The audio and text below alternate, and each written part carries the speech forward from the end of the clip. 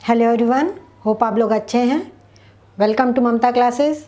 आज हम लोग अकाउंटेंसी का द मोस्ट इम्पॉर्टेंट चैप्टर पढ़ेंगे और वो चैप्टर है जर्नल।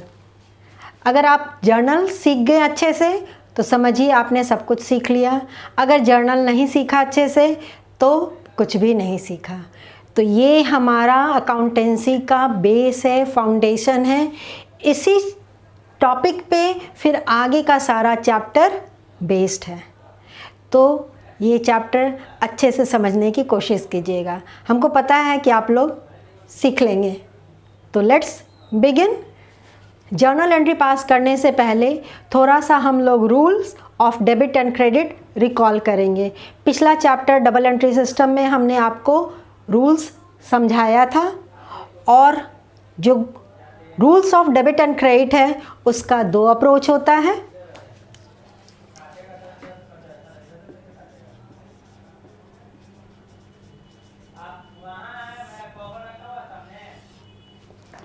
एक अप्रोच आपका था ट्रेडिशनल अप्रोच,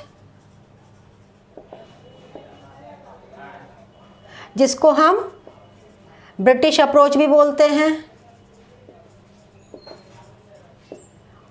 और क्या बोलते हैं, इंडियन अप्रोच।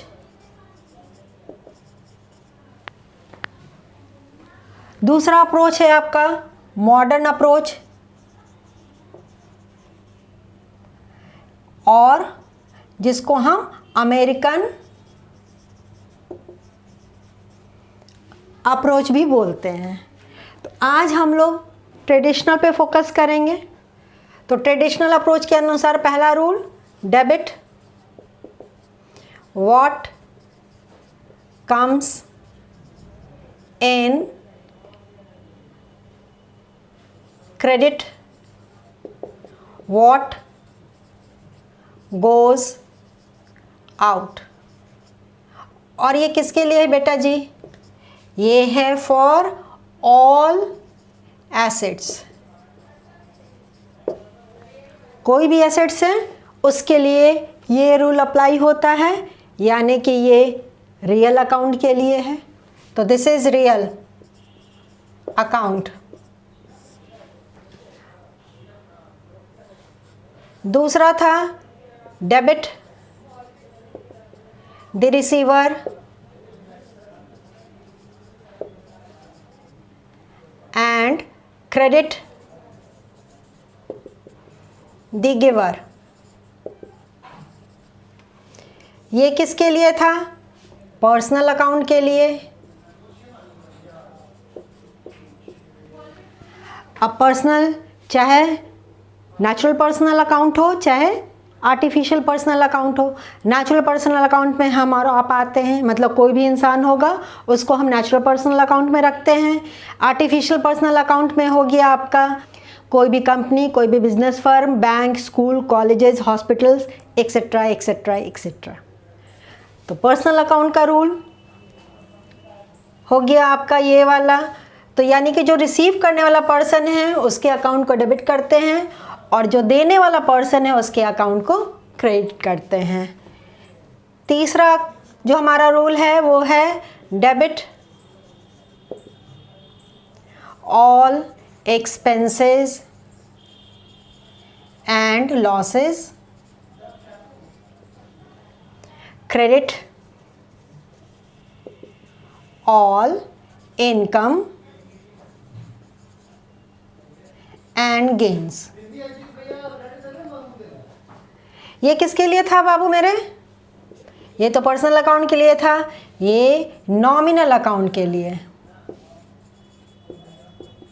नॉमिनल अकाउंट मतलब एक्सपेंसेस, इनकम, एक्सपेंसेस के साथ लॉसेस भी आ जाएगा और इनकम के साथ साथ गेन्स भी आ जाएगा।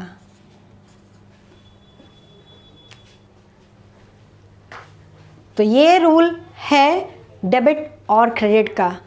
ये रूल आपका बेसिक है, इसी पे सारा जर्नल एंट्री हम पास करते हैं। अब जर्नल एंट्री क्या होता है ma'am?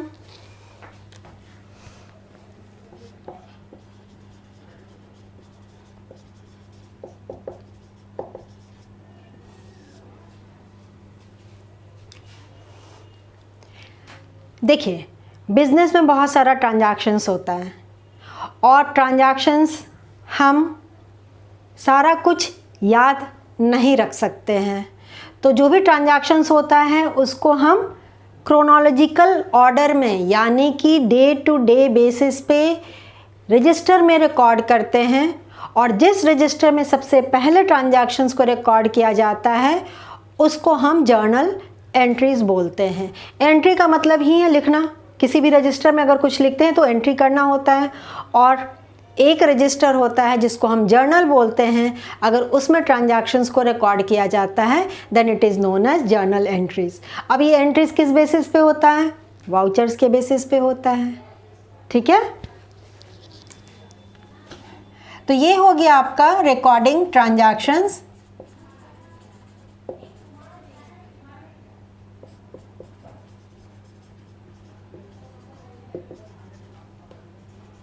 in the register known as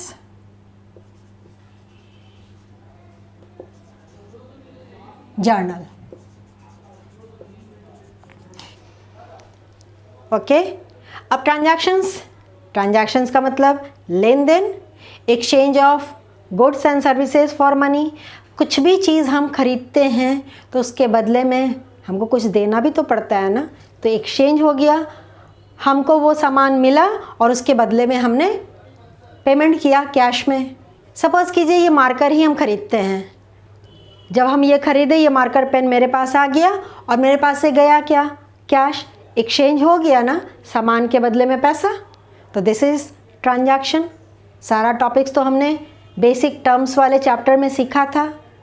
अब ट्रांजैक्शन भी बाबू मेरे दो तरह का होता है।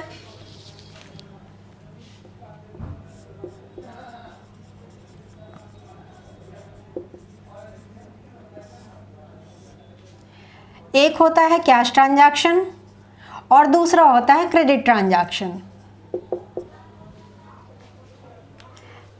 कैश ट्रांजैक्शन का मतलब उसी समय कैश या तो हमने पेमेंट कर दिया या रिसीव कर लिया। अगर खरीद रहे हैं सामान तो पेमेंट कर दिए कैश, अगर सेल कर रहे हैं तो कैश रिसीव कर लिए।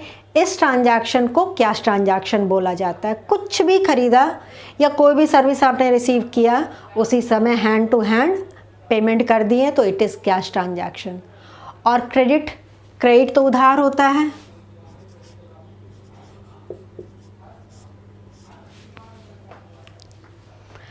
कभी कभी वैसा होता है ना कि आप खरीद करके सामान ले आए, भैया आज नहीं कल पेमेंट कर देंगे, 2 दिन के बाद पेमेंट कर देंगे, तो वो कौन सा ट्रांजैक्शन हो गया? क्रेडिट ट्रांजैक्शन हो गया। याद रहेगा? इसको आप नोटबुक में नोट कर लीजिए। आज हम लोग जर्नल एंट्री इस दोनों रूल पे बेस्ड कुछ सीखेंगे। तो जर्नल एंट्री पास करने के लिए बाबू मेरे सेट फॉर्मेट है और वो फॉर्मेट आपको हमेशा ड्रॉ करना पड़ेगा। उसी फॉर्मेट में आपको सारा ट्रांजैक्शन के लिए जर्नल एंट्री पास करनी होगी। तो अभी हम फॉर्मेट ड्रॉ कर रहे हैं। मेरे लिए जगह थोड़ा सा कम पड़ रहा है इसलिए इस रूल्स को हम यहाँ पे लिख दे रहे हैं, इसको हम इरेज कर दे रहे हैं, ठीक है ना। Debit what comes in and credit what goes out। Debit जो आता है और क्रेडिट जो जाता है। तो ये था रियल अकाउंट और किसके लिए? ऑल एसेट्स के लिए। तो बिजनेस में जब भी एसेट आएगा उस एसेट अकाउंट को डेबिट करेंगे और जब जाएगा तो उस एसेट अकाउंट को क्रेडिट कर देंगे, ठीक है।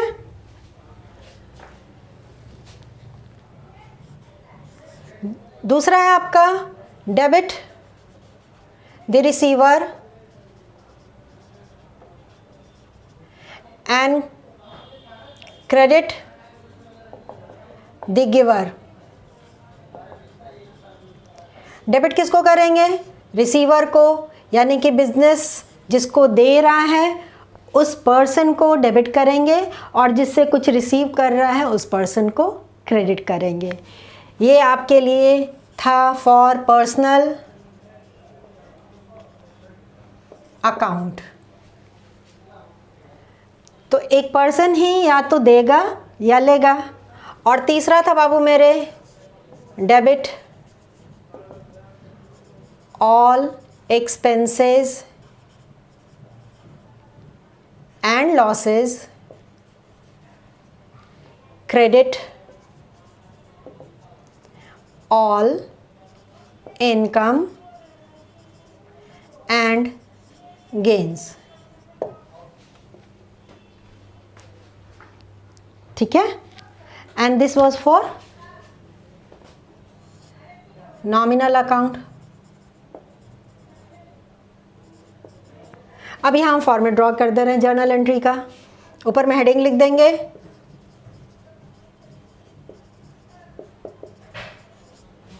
This is the format of journal entry. सबसे पहला कॉलम में हम डेट लिखते हैं। ये पतला सा लाइन ऊपर ड्रॉ कीजिए, नहीं भी कीजिएगा तो चलेगा। दूसरा कॉलम पर्टिकुलर्स, इस कॉलम में हम जर्नल एंट्री पास करेंगे। ये डिस्क्रिप्शन है आपका। ये कॉलम पतला सा लाइन ड्रॉ किए हैं, this is for ledger folio. अभी हम तुरंत समझाने वाले हैं कि लेजर फोलियो का मतलब क्या होता है। दिस इज डेबिट, करेंसी का साइन, दिस इज क्रेडिट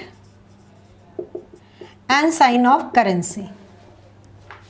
ये फॉर्मेट आपको हमेशा ड्रॉ करना पड़ेगा जब भी आप जर्नल एंट्री पास करेंगे।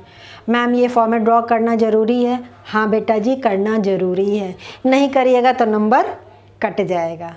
करेंसी लिखना मस्ट है, इसको नहीं लिखिएगा तो भी आपका नंबर डिडक्ट हो जाएगा। तो ये फॉर्मेट आपको each and every time draw करना पड़ेगा जब भी आप जर्नल एंट्री पास करेंगे। कोई दूसरा उपाय नहीं है। ठीक है,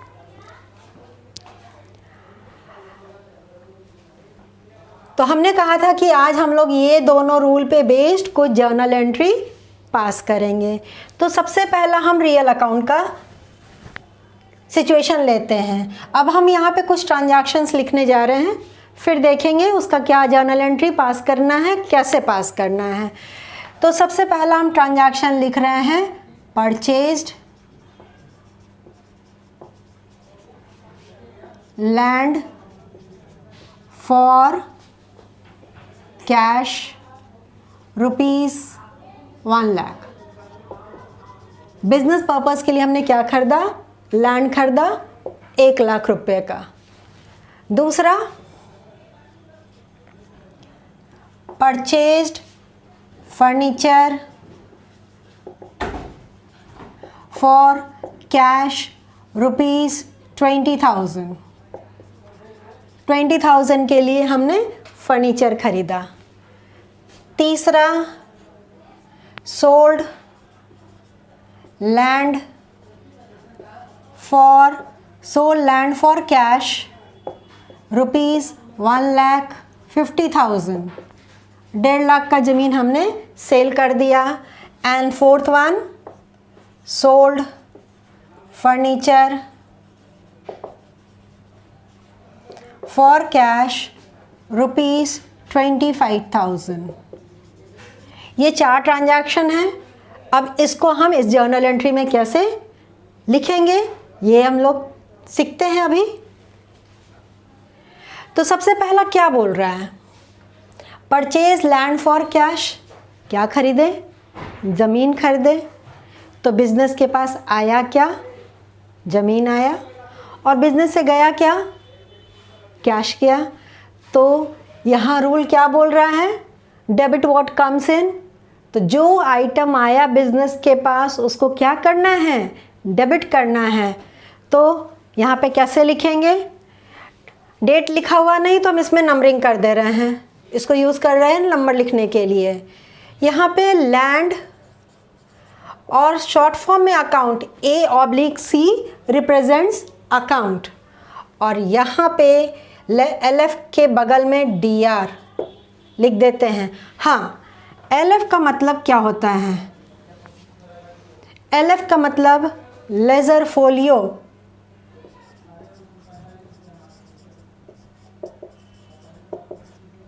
और फोलियो का मतलब पेज नंबर। अब मैम ये किसका पेज नंबर है? अब देखिए बेटा जी, एक दिन में बहुत सारा ट्रांजैक्शंस होता है, ठीक है। मे बी पूरे महीने में आपने किसी पर्सन को सेल किया और उससे जो ट्रांजैक्शन किया महीने में 8-10 बार कर लिया। अब ये जर्नल एंट्री में तो पर डे रिकॉर्ड होता है ना। और उसको आप जो सेल किए थे वो उधार में सेल किए थे, क्रेडिट सेल किया था। अब यहाँ क्रेडिट्स का मतलब ये डेबिट क्रेडिट नहीं। अब एक वर्ड को इंग्लिश तो जानते ही हैं, एक वर्ड का अलग अलग मीनिंग होता है ना। तो इंग्लिश का वैसा ही है यहाँ पे भी यूज़।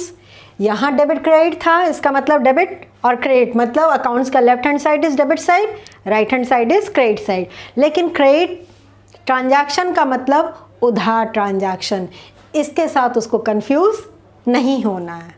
ओके, तो हमने उस बंदे को कई बार सेल किया, उससे पैसा रिसीव किया, ठीक है। अब महीने में तो कई जगह स्कैटर हो जाएगा इस रजिस्टर में। अब उसको ढूंढ करके कैलकुलेट करना कि उस पर्सन से हमारा कितना पैसा रिसीव करना बाकी है, मुश्किल हो जाएगा।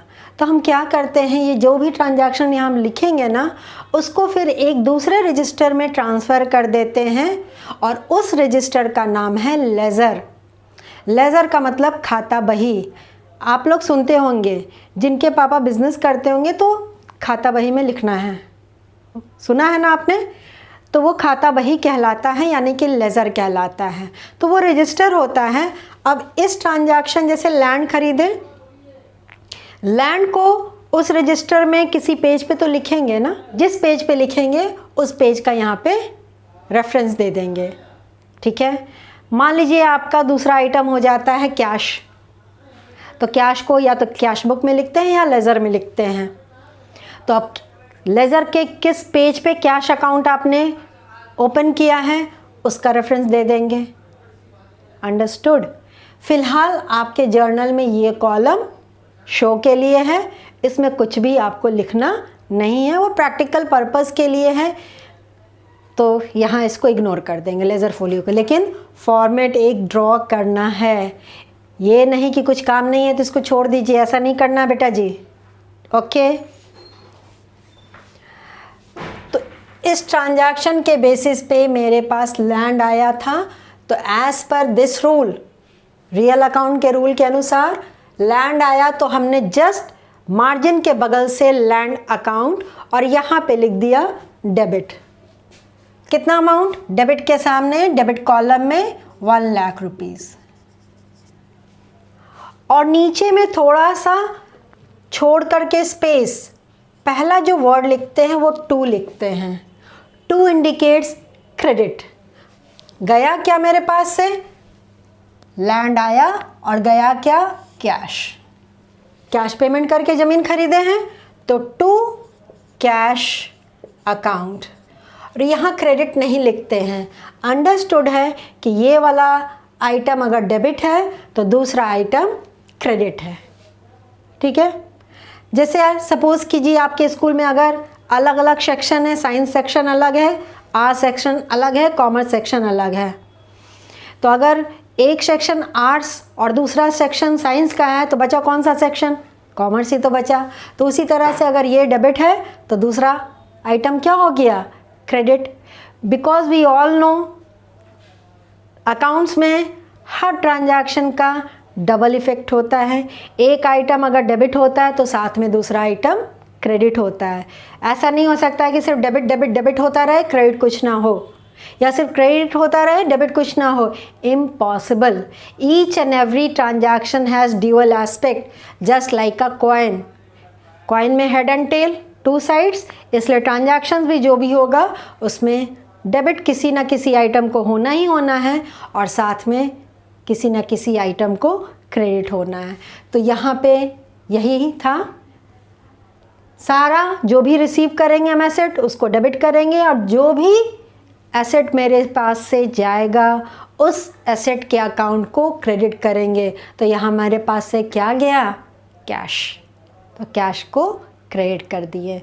अब जब क्रेडिट किए हैं तो क्रेडिट कॉलम में ठीक इसके सामने ही 1 लाख रुपीज़ लिख देंगे। सेम अमाउंट डेबिट में भी और क्रेडिट में भी। डेबिट के सामने डेबिट कॉलम में, क्रेडिट के सामने क्रेडिट कॉलम में। ये ऊपर नहीं लिखिएगा, कोई ऊपर भी लिख देते हैं, लेकिन नहीं करना है वैसे। जहाँ क्रेडिट लिखे हैं नीचे, तो नीचे ही क्रेडिट कॉलम में उसके ठीक सामने लिखेंगे, ठीक है।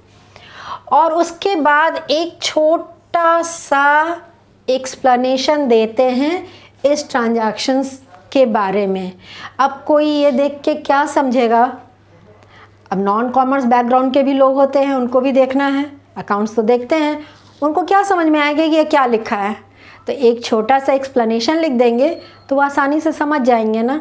अपने लैंग्वेज में लिख दीजिए, बस कुछ नहीं करना है। जो ये ट्रांजैक्शंस रहता है ना बाबू मेरे, उसी को यहाँ पे हम लिख देते हैं। तो नॉर्मली जो पहला वर्ड यहाँ लिखते हैं, बीइंग लिखते हैं, और बीइंग के बाद जो ये लिखा है ना उसी को लिख देंगे। Being land purchased for cash, और एक लाइन ड्रॉ कर दे रहे हैं हम, ताकि थोड़ा सा नीचे वाले दूसरे ट्रांजैक्शन से बाइफर्केशन हो सके, ठीक है। क्लियर है ना। दूसरा क्या बोल रहा है? Furniture purchase for cash. अब यहाँ क्या खरीदा हमने? फर्नीचर खरीदा।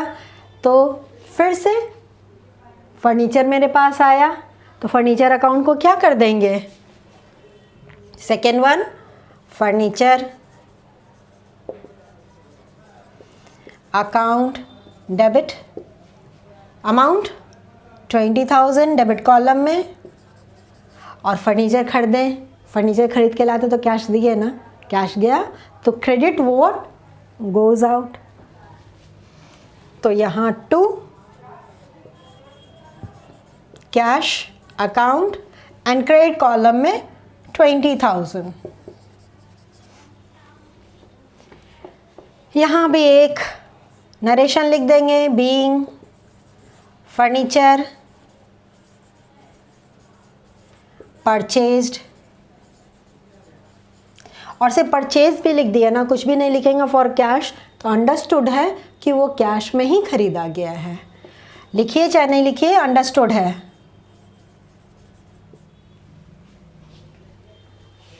ये दोनों ट्रांजैक्शंस समझ में आ गया ना। नेक्स्ट बोल रहा है सोल्ड लैंड। अब ज़मीन हमने सेल कर दिया। अब ज़मीन सेल करते हैं तो क्या मिला? ज़मीन बेचा ना, और फॉर कैश लिखा हुआ है, यानी कि ज़मीन बेचे हैं उसी वक्त हमको कैश मिल गया है। तो मेरे पास आया क्या? बिजनेस में क्या आया? कैश आया। मेरे पास मतलब हमेशा खुद को क्या मान के बनाइएगा? खुद को बिजनेस मान के बनाइएगा, कभी भी कोई गलती नहीं होगी। तो बिजनेस में कैश आया, ज़मीन बेचा गया बिजनेस के द्वारा, तो बिजनेस कैश रिसीव किया।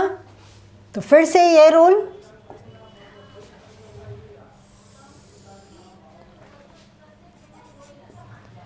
कैश अकाउंट डेबिट, और गया क्या? सेल किए तो ज़मीन चला गया ना, तो to land account, amount is 1,50,000।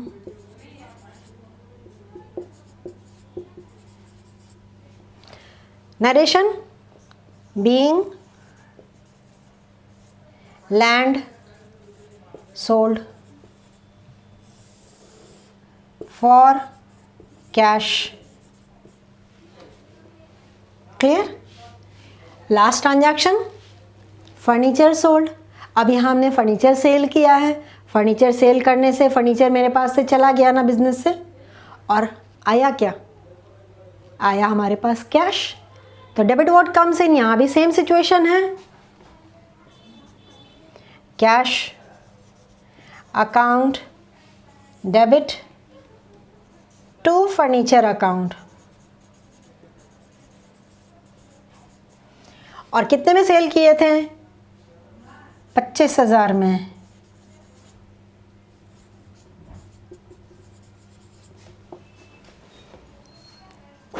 तो नरेशन बीइंग, फिर से वही लिख दीजिएगा, फर्नीचर सोल्ड। क्लियर है? अब बुक से इस टॉपिक से रिलेटेड अगर आप ट्रांजैक्शंस प्रैक्टिस करेंगे तो बहुत आसानी से आपका सारा बन जाएगा। आज कुछ ज़्यादा हो जा रहा है ना, तो हम सोच रहे हैं कि आज सिर्फ रियल अकाउंट ही आप लोग प्रैक्टिस करिए। नेक्स्ट क्लास में हम लोग पर्सनल अकाउंट सीखेंगे।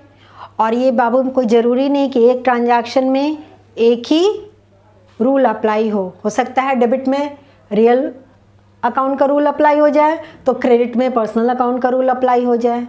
तो आज आप रियल अकाउंट से रिलेटेड कुछ ट्रांजैक्शंस का प्रैक्टिस कीजिए और फिर नेक्स्ट क्लास में हम लोग पर्सनल अकाउंट सीखेंगे। तो मिलते हैं नेक्स्ट क्लास में, तब तक खुश रहिए, अपना ख्याल रखिए, बाय।